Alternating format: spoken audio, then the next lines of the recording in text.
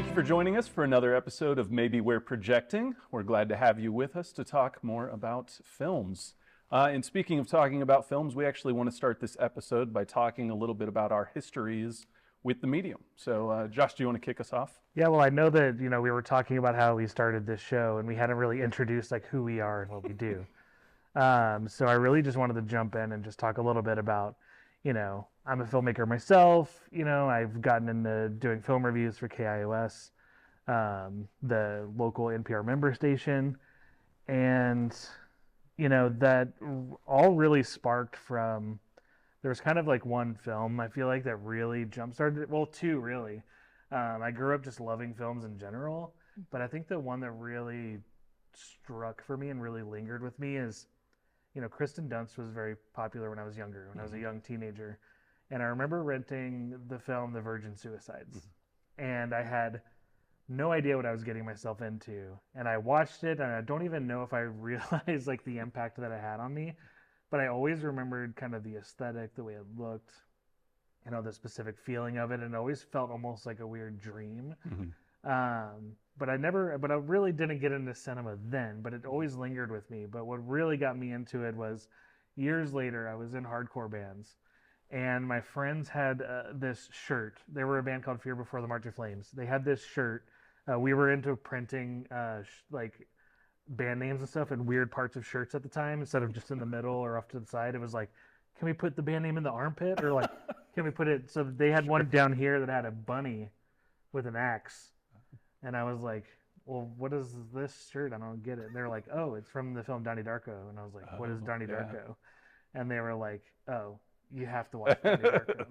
And I was probably 17 at the time, and I immediately was like, okay. That's the right age to watch it. Exactly, yeah. No, but I had never seen anything like that, and like it kind of made me more interested in like discovering at that time kind of more of the psychological thrillers. So I found Christopher Nolan from there, and Memento, and just all these like strange, whatever movies. That looking back on it, it feels kind of basic now, but at the time was revelatory. Absolutely. And so I'm curious, Tom, you're a writer, you have a show on KIOS, you are, a teacher and a filmmaker. And I'm curious, where did that come from? Probably for me, if you go all the way back, it's that my parents were very young when they accidentally had me. And so they were in school and I had to do something with this kid. So I just throw him in front of a screen and he'll be obsessed with this. And it worked out that I continued to still be obsessed with screens. And so, I don't know, it kind of started with that, and then I would get really obsessed with what was playing, and I would sort of plan what I wanted to do, and it was basically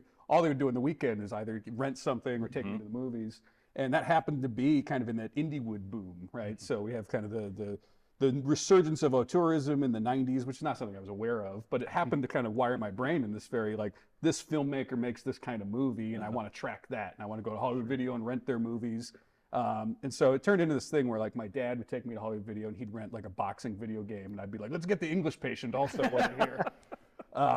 And yeah, I think that sort of framed everything for me in this kind of like auteurist. I'm interested in what is it about the filmmaker that makes them want to tell this story? What are they trying to do? And so Josh was just saying that that's this oversimplified way of looking, and it is, but I think it's an interesting way to look at movies, and I still sort of look at it that way as well. And so around that time I was really getting into stuff. Wes Anderson did pop out for me. I think Life Aquatic and Royal Tenenbaums were two that just, I don't know, they're really intoxicating, especially if you aren't really well-versed in subtle filmmaking, because Wes is not subtle, right? For sure. And so you start to think about the camera, what it's doing, why it's doing things, and that was kind of a gateway for me. Yeah, well, honestly, I feel like it's perfect for me to piggyback on it, because your experiences is kind of a combination to create mine. My first experience with capital F film, we'll say, it had a very dreamlike experience, as you were naming in regards to Virgin Suicides, but it was actually in a music classroom, and it was the first time I saw West Side Story, and I'm sure it was on one of those like roll-in carts, VHS, but that was the first time where like I saw something that was so cinematic that wasn't animation, because I was very much a Disney kid, watched all those 90s classics. But West Side Story was like eye-opening moment for me, that you could do more with film. And then from there, I really explored a lot of the kind of American classics. And one of the things that led me through the American classics was actually like an obsession with actors. So Humphrey Bogart, Katharine Hepburn, eventually getting into like the 70s with Nicholson and Al Pacino. Do you do impressions of all these guys? You got a Pacino you can whip out here? I've never been an impression guy. I can't whip that out. But that too, like it was grabbing all these like stacks of DVDs, going to the library and watching movies obsessively. But I also had an experience with Donnie Darko, weirdly enough. That was a very like formative moment that transformed my appreciation of film, and it made me want to explore more. But I've never been like the obsessive film watcher where like I latch on to a director and I stick with them for a long period of time. So it was like very sporadic, where it was a Wes Anderson here, a Tarantino there, a Nolan here, and trying to jump around. Sometimes that's a good impulse, because like I did a big deep dive into Robert Altman. Oh yeah. And he's got like 50 movies. Absolutely. There's like 5 amazing ones and like 40 bad ones. And so you're on movie like 40 and you're like, I was calling it my Altmania phase. Well, I didn't say that. Oh, that's good. When I was right after the Donnie Darko thing and trying to find like thrillers and stuff, Match Point came out, and then I did a deep dive and watching every single Woody Allen film. I did have a Woody Allen moment as well. So maybe it was time not well spent. yeah, no, that's fair. But in terms of my experience with film beyond that love, that interest, I've reviewed as well. I work for film streams and marketing, and that's been a really amazing experience because that's opened my eyes to a lot of different genres of film and filmmakers that I didn't explore as much. I was very American-centric, not like purposefully. It's just what I gravitated towards, because all those books that existed when we were in high school were so focused on the American classics. Like, you got to watch hundreds of films. But now you guys especially have also opened my eyes to more the international films. So yeah, that's my story. Cool. I'm kind of like you too, Patrick, where I don't really, there's directors that I love and I know I love them, but I don't think I've ever binge watched a filmography like that. But for me, my formative movie, my light bulb moment was A Clockwork Orange when I was like 14. Yes. And I rented 14? it. 14? Yes, 14. A very sophisticated 14. No, not at all. But I rented it at Mr. Movies, and my dad said I couldn't rent Sleepover, but I could rent A Clockwork Orange. So, that was kind of the household I grew up in. It was kind of a cerebral space to be in. But that was the first movie that I really became aware of what a filmmaker does, because I was watching, because I've been doing theater since I was like 10, 11. And so I was really watching for performances when I was a kid at that age.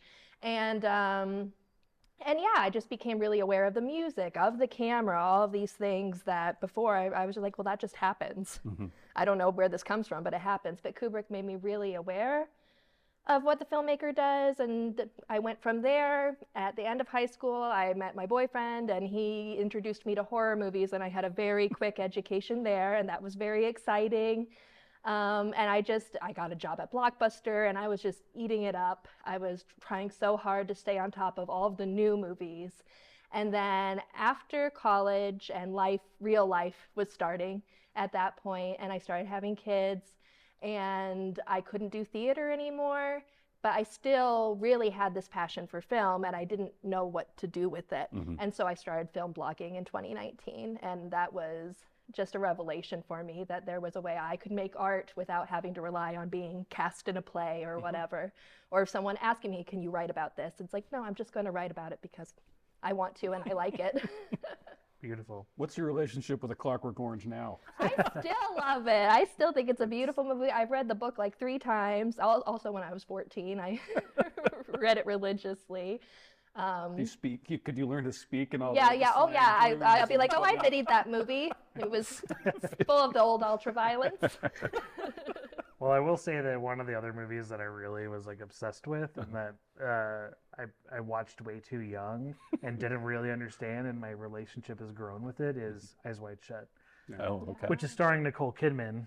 And so I think that moves us to talking about the main film we're talking about today, which is it's a kind of a comedy thriller, surreal movie starring Nicole Kidman and Gael Garcia Bernal and Tom McFadden from Succession. And it's directed by Mimi Cave, We all watched it, so I'm just very curious to hear your takes on it. Well, I think the accents is where I want to start because it's in Michigan, right? And so they've got the sort of regionally appropriate accents, but also that's kind of owned by Fargo to some extent. Oh, sure. The Coen Yeah, Brothers, absolutely. and now the TV show. And the same problem I have with the TV show Fargo and this is, I don't think you want to compare, invite a comparison between something you're doing to something as great as Fargo. Sure. And so it takes me a little bit out of it because it's already the accent's kind of a little caricature-y. So everybody gets a little bit into a cartoonish space, and it's really playing with this sort of Dutch traditions that this town, Holland, is really obsessed with. And that didn't really matter a whole lot. It just kind of was, set, a sort of scene setting to some extent. But I was a little distracted by that when it came to the actual drama of it all. And because they're doing the kind of goofy accents, and it's the Hollywood interpretation of this very specific accent, it's almost felt like I'm not supposed to be all that engaged in the drama. I'm supposed to be laughing at them, not really worried about them. And that was kind of funny and fun, but it felt like it was a little bit of a remove the whole time. And I don't know about you guys. Was it easy to get into the drama of it For all? me, it was very bizarre because when it started, you're right, it kind of seemed kind of campy, kind of satirical of that North Midwest suburbia satire is what I was taking it as. And then as the movie got further in, I started to get kind of lost. I was getting a little bored. And I don't know what shifted, and suddenly it felt kind of like a film noir movie where it was like, we gotta do this, and it's all under this veil of secrecy. And I got really excited for a while, but then it kind of fumbled for me, so. It had a layer of irony that I was really into for a bit. And, I don't want to get too far into spoiler territory. Obviously, we try to avoid it here. But like the twists that happened really threw me. I thought there was something that could have been far more interesting to explore this character, Nicole Kidman's character, building these stories in her mind, and it does end ambiguously. Like there's this final voiceover that complicates what you just witnessed. But I was engaged by the irony. It took a little bit though, and there was actually kind of maybe a fourth of the way through point where I turned to my wife and I'm like, is this good? And she's like, yeah, I'm really enjoying it. And then I was like trying to view it through her lens, like, okay, what is she enjoying? And then I was able to open myself up to it a little bit more. It's an easy watch, I think It easy to is, nitpick, yeah, but it's not it's not grating or anything. No, it's an entertainment more than it is like high art, right? I feel like the surreal nature of it was left a little unexplored, and there are just a lot of things that were introduced very quickly that I don't know. There were little hints of it, but I think it could have been built up a little bit more. Well, I know that this isn't really a spoiler, but she becomes suspicious of her husband because she's That's a a good way of busybody, putting such it. as myself. And I didn't know where that came from. Like it felt like all of a Yeah, sudden she's like, what is that's he fair. up to? And I'm like, what do you mean, what is he up to? Yeah. What has he given you to make you think he's up to something? It was kind of bizarre to me. Well, and I think it hinges on Kidman's performance that element does. It did work for me, like, because I thought she was playing it so over the top to the point that, it was entertaining, it was engaging. But Josh, your thoughts, sorry. Well, I just think that I was going into this because I know Mimi Cave did a film called Fresh that I really loved. I thought it was such a great kind of really insular, thriller that worked really well and was also funny and engaging. So I was going into this maybe with high expectations. Sure. And I went into this one and I did actually enjoy a lot of it. I think there's some stuff that really works here. I think the dream sequences were incredibly well done. I think Nicole Kidman here she's always great. I mean, she, puts herself in every role and she plays that kind of anxious, I mean, the thing is I was distracted by the fact that I have seen the Stepford Wives, and this is Sure. like Yeah, a Dutch, an American Dutch version of Yeah. that, So I was like, okay, there's like some kind of seedy thing going on under the surface. But I do think that what really kind of didn't work for me is that I love Guy Garcia Bernal, I love Nicole Kidman, but they had no chemistry together. I did not believe them as like being into I each liked other them I together. wanted them to be Really? buddies. I wanted them to be buddies solving Yeah, I mysteries, thought that 'cause there that's was- the Yeah, chemistry they had. that is the not chemistry romance. they Yeah, I think Yeah. romantically it just did not work for me. And then Yeah. Tom McFadden, I think that he was incredible in this role. Yeah, it was But I great. just feel like, I don't know. I feel like there was a lot of balls that were dropped. Yeah. And the film, to me, as much as I did enjoy parts of it a lot, I feel like it was really, like, it felt unfinished. Well, and I guess my takeaway with Gael Garcia Bernal is also like, I was just speaking about my lack of international film knowledge. Like, I really need to explore his filmography a heck of a lot more because he is terrific. Right. Like, I guess I did lie. That was a filmography. I went down a rabbit hole. Oh, with did you? Gael's. Yeah, Motorcycle Diaries, Science great. of Sleep, Eat Your The Mama, Tell Me King. Ann. Yes, yeah, I fell down that rabbit hole in college, but Old. Hey, I'll go to bat for Old. You'll I go to bat enjoyed for that Old. movie. I mean, like usual, it didn't stick the ending, but anyway. But I do think that this film wasn't a failure or anything. But No, yeah, I unfortunately just think that the ending didn't work for me, and there were just certain things that just felt like undercooked, underdeveloped, Right. or like maybe there was like a studio that was like kind of pushing, certain Sure. things. I don't know exactly what was happening, but Felt like a rough draft. it felt like a rough draft. yeah. Well, and it's kind of the perfect streaming movie. Well, you two saw it, and That's a like, derogatory. I way know, of saying especially that, on this yeah. show. Well, I don't know. It's Did on you the- two see it in theaters? I saw Was it at the Omaha Film Festival. Festival? I did see it in the Yeah, theater. and then we saw it streaming I saw it on streaming, Amazon. me Yeah, too. yeah. Okay. That might be part of my experience too. As I Interesting. went into the movie a little late, 'cause I had my like press pass or whatever, and I'm like, I could just pop in whenever. And there was like no seats left, so I sat like in the front. And there's a Oh, scene yeah. where the shot is really wide, and they're blocked all the way in this corner, and I'm way on the over here on the front row, and I could barely see what was going on over there. I don't know what to make with that. But all in all, It sounds like you had the same reaction as we did, though. So I know that made that. Yeah, it works. It works. but all in all, I mean, what Yeah. did we decide our wrap up is? Hard or not? I think if you're planning to sort of either it's like you're doing laundry, turning something on, or you just want something that's kind of easy at the end of the day that's not Yeah. challenging. There's nothing wrong with Holland. It's all right. No, yeah, I agree with that. I had a perfectly good time with it. for me, I would just watch The Postman Always Rings Twice or something like that instead. The Woman in the Window, a classic film noir, just because I think it's been done and it's been done better. Sure. Yeah, if you want to watch a suburban thriller, watch Blue Velvet. There you go. I do love the idea interesting, that yeah. Mimi Cave watches Stepford Wives and she's like, I wish this was so much more Dutch. We need some clogs in this stat. Well, I think that the next film we are going to discuss is you went and saw Warfare. I did, yes. And it seems like with Alex Garland, especially between Warfare and last year's Civil War, the film discourse has just written him off so hard. Oh, really? Based on this idea. I mean, with Civil War, there was this controversy that was kind of manufactured that the movie was somehow apolitical as it portrayed the American, empire collapsing into different warring factions, or B, that it was some kind of both sides have decent points. And I remember watching that movie. I was reading all this stuff. I go see it. In the first 30 seconds of the movie, you've got Nick Offerman as, this blustering Ron Swanson president who's forced himself into a third term. And he's like, we just won the biggest victory of all victories. There's never been a better victory than this. I'm thinking, like, who said this was apolitical? Like, what are you talking about? But so with Garland, I got sort of this problem that I find is people have this idea of him that they're really mad about. And he does push buttons culturally.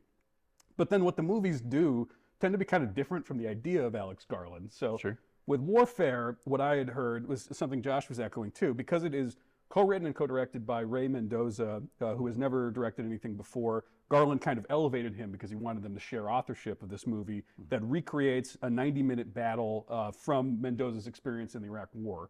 And so it's about these soldiers, and it's just sort of limited to them in one house being attacked. And so you had said your worry was, is this going to be sort of basically just military propaganda, right? And so I think that's what the starting place for a lot of people is that. The movie, just like with Civil War, though, I don't think Garland's a subtle filmmaker. I think he's very critical of really whatever his subject ends up being. And Warfare also is doing that. It's the story of this battle where it's sort of like they're in this impoverished street. You don't get any context for what the mission is. And it's just sort of like, these people, got the biggest military power in the world supporting these guys in this house, and they're just totally helpless. Everything goes wrong. It's just this desperate battle to get out of this house. And then it kind of ends. And to me, that seems kind of like an indictment of the whole project, right? Like, what was the point of this war? Did we get anything accomplished here? Sure. And he's doing a lot, and yet I don't know why people are so afraid to engage with the real Alex Garland. Do you guys have Alex Garland takes? Well, Civil War was an interesting experience for me. I wasn't like totally locked into it when seeing it, but it's like one that has lingered with me more and more. And I also think that the misinterpretation of that film was like not appreciating it for what I interpreted it, and I think he's spoken on. Like it's about journalism too. Like it's about photojournalism. Like that's the lens we're viewing it through, pun intended, I guess. But one of the scenes that really stood out to me in Civil War that like literally pops into my head constantly is that small town that they enter and everything is normal. Like I get goosebumps thinking about it because it's just like, ooh, we might be that small town in so many ways. Like when we feel comfortable that we can just sort of tune out everything else. Because they stop at the shop and someone's like, yeah, we just don't read the news or whatever, right? And it reminds me so much of the town I went to college in, Hastings, Nebraska. Like it looked very similar, little shops, and it's nothing. It's not a big metropolis by any means, but it's comfortable, and there's comfort in comfort, so to speak. But yeah, it's I love Ex Machina. I haven't seen everything he's done, but what I've seen, I engage with. I've even seen Men. Have you guys seen Men? Men's a weird one. I'm not going to go to bat for Men. But very weird. I will go to bat for Men. I would go to bat for Men too. Very disturbing, but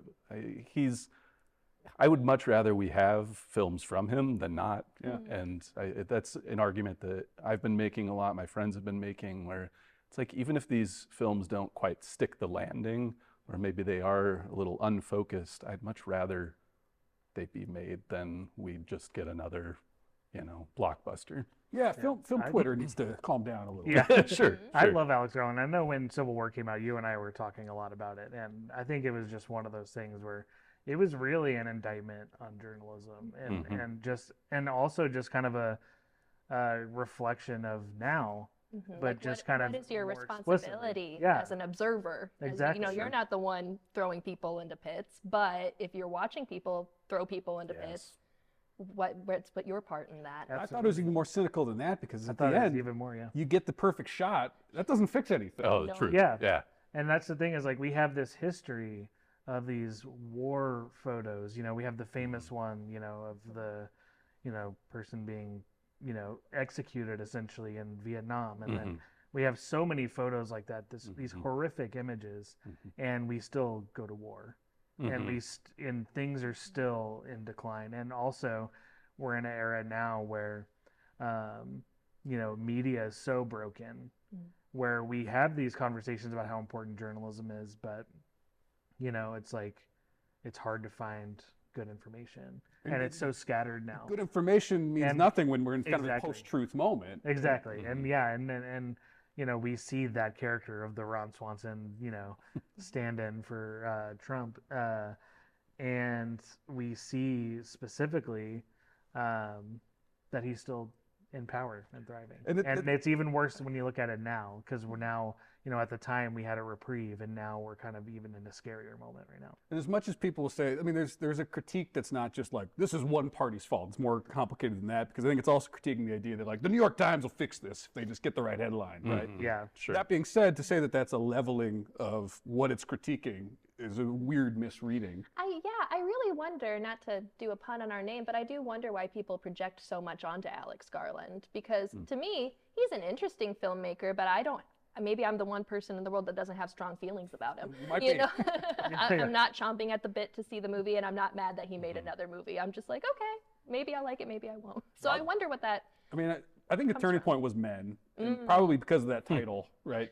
That's a very provocative title for his monster movie, where men are the monster to some extent, right? Yeah. But it's also weird that it is kind of like I think a lot of the circles that critique him actually agree with his politics, and yet they don't forgive him for being provocative in certain ways. Well, and I think they probably agree with him, but they don't maybe understand the film, or they don't treat films as kind of a conversation. They want to be told something. So whenever you have somebody like Alex Garland, who doesn't really most of the time doesn't really explicitly give you an answer, which I would argue maybe that was most people's problem with Men, is that it seemed pretty obvious what he was trying to say with that film.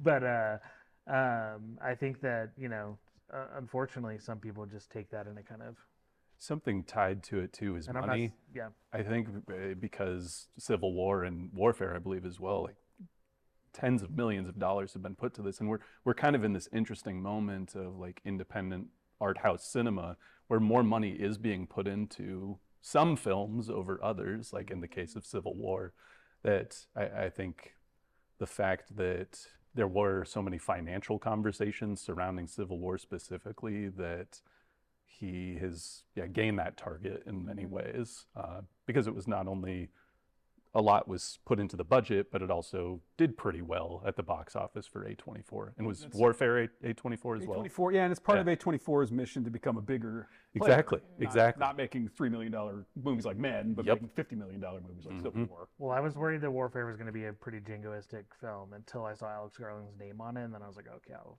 give that a chance. Well, and remind me, was Men A24 as well? Men was, Which, like, that's actually kind of wild that they were like, we're going to take another chance, because that did not do well, I don't believe. I think that was cheap enough. That That maybe it did well, yeah, in the grand scheme. But yeah, the fact that they took a chance and said we're going to put $50 million into Civil War as kind of it's our biggest film to date. There's something to that, both good and maybe not bad, but it's just it's complex. To take a big He had risk. a lot of I goodwill think it is for good, Ex too. Machina. That was such a big success. Oh, most And definitely. made such a big cultural impact. Yeah, I think anytime a studio takes a big risk on a weird project from Yep. an interesting filmmaker, that's a good thing. I agree. Agreed. I agree. I'm curious. Yeah, Should we watch it?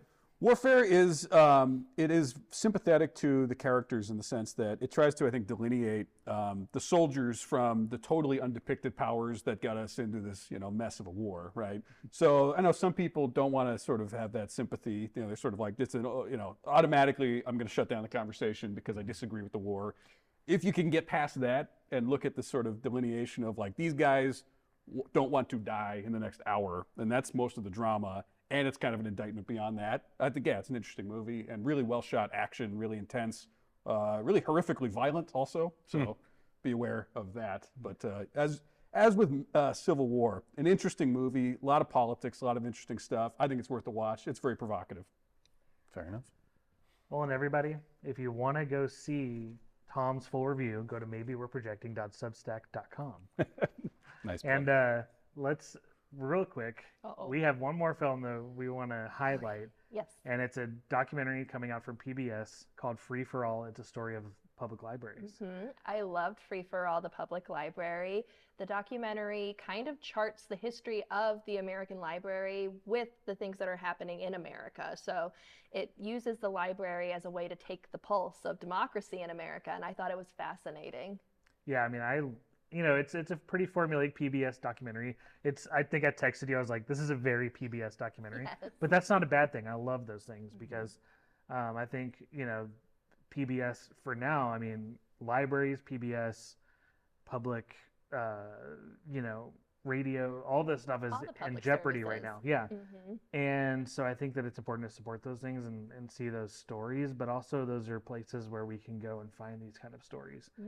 And I think that the library, Free for All, the library documentary is just so important right now.